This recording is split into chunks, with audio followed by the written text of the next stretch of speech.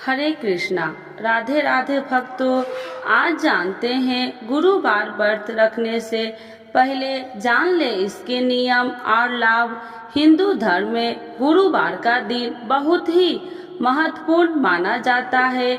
इस दिन भक्त विष्णु जी के साथ गुरु देव बृहस्पति की पूजा अर्चना करते हैं। ऐसी मान्यता है कि इस व्रत का पालन करने से जीवन के सभी कष्टों से मुक्ति मिलती है। यदि आप इस व्रत को करने की सोच रहे हैं तो इसके नियम और लाभ जरूर जान ले, जो इस प्रकार है। धार्मिक दृष्टि से गुरुवार का दिन बहुत शुभ माना जाता है।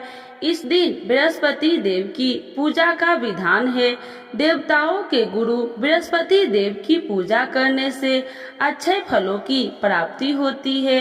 साथ ही कुंडली के अशुभ ग्रहों का प्रभाव कम होता है। गुरु बृहस्पति को ज्ञान और समृद्धि की प्रतीक माना जाता है। धार्मिक मान्यताओं के अनुसार गुरुवार का व्रत बेहद पुण्यदायी माना गया है। तो आइए जानते हैं गुरुवार व्रत के नियम।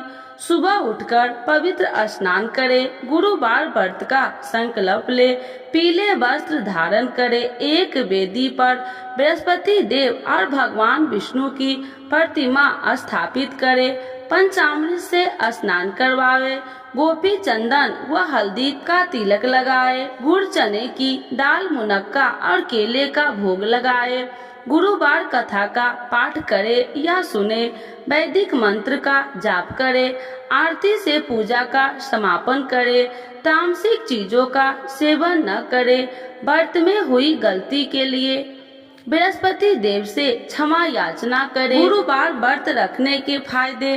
गुरुवार का व्रत रखने से पितृ दोष समाप्त होता है। इस व्रत को रखने से घर में सुख शांति आती है। इस दिन का व्रत रखने से वैवाहिक जीवन से जुड़ी सभी मुश्किलें दूर हो जाती है।